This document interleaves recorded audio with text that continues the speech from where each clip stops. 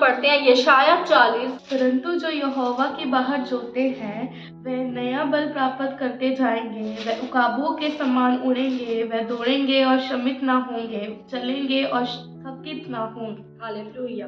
क्या कह रहा है प्रभु का वचन? अगर आप सिचुएशन में, हालातों में, बुरे से बुरे वक्त में भी प्रभु की बाट जोते रहेंगे। बाट जोने का मतलब क्या है? कि उसके ऊपर उम्मीद नहीं छोड़ेंगे, मरते दम तक भी उसकी बाट जोना, उम्मीद पर रहना, तो कहते वो नया बल प्राप्त करते जाएंगे। कई बार हम दुखों में से गुजरते हैं, हमें लगता है हमारा बल भी घट गया, अब कुछ हो नहीं सकता। हम क्या करते हैं? उम्मीद भी अपनी हार जाते हैं कि नहीं अब कुछ हो नहीं सकता। लेकिन प्रभु के वचन क्या कहता है? कहते हैं जब आप मुश्किल के हालातों में भी मेरे पास आओगे तो क्या होगा? तुम नया बल प्राप्त करते जाओगे, तुम उकाबों की तरह उड़ोगे, तुम्हारे साथ ऐसे मिराकल होंगे, आप कहोगे कि मैं तो आसमान में उड़ रही हूँ। आपको जब लोग देखेंगे वो कहेंगे चाहे उसके इर्द गिर्द तूफान है, बीमारियां हैं, उसकी हलचल है, लेकिन फिर भी इसके ऊपर ऐसी कोई खुदा की कृपा है कि इसको परेशानी नजर नहीं आती, इसके चेहरे पर एक भी शिकन नहीं है परेशानी का। क्या कहता है वचन कि तुम उकाबों की तरह उड़ोगे। तो आपका ना बल कम होगा, ना ही आप थकोगे, क्योंकि वचन कहते कि वो उड़ेंगे और दौड़ेंगे। आप परेशानी में होगे ना, फिर भी आपका मन करेगा यार मुझे प्रभु के लिए कुछ करना है, मुझे प्रभु के लिए आगे भागना है, मुझे प्रभु के लिए आगे चलना है। अगर आप बुरे हालातों में रुकोगे, रोओगे, आप हार जाओगे, तो आप वहीं थमे रहोगे, तो फिर आप में उम्मीद नहीं होगी कि आप बड़े प्रभु के लिए कुछ करें। लेकिन प्रभु का वचन क्या कह रहा है? जब आप उन समयों में भी प्रभु की बाट जोते रहोगे तो नया बल प्राप्त करते जाओगे। तो आप क्या करोगे? उकाबों की तरह उड़ोगे। आपने जो प्लान किए थे ना पहले, वो प्लान सफल होंगे यीशु के नाम से। हालेलुया। आप दौड़ोगे, आपका मन करेगा मैं दौड़ूं, मैं पीछे ना जाऊं।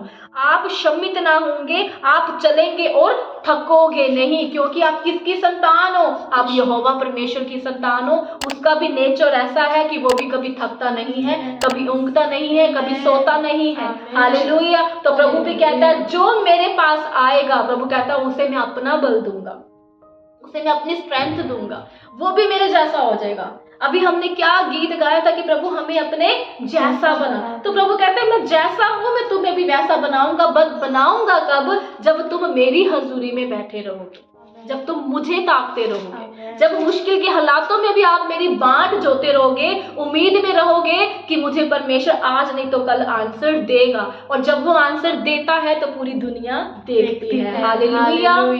आगे हम वचन पढ़ेंगे 2 कुरिन्थियों 1:4 वर्सेस में ऐसे लिखा हुआ है, 4 नंबर में, वह हमारे सब कलेशों में शांति देता है, ताकि हम उस शांति के कारण जो परमेश्वर हमें देता है उन्हें भी शांति दे सकें जो किसी प्रकार के कलेश में हो।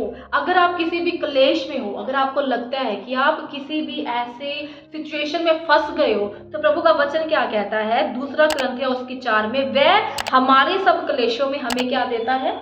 शांति देता है। आपके घर में कलेश हो सकता है, जीवन में कलेश हो सकता है, लेकिन आप इस चीज से आनंदित होंगे कि मेरे पास प्रभु यीशु मसीह है।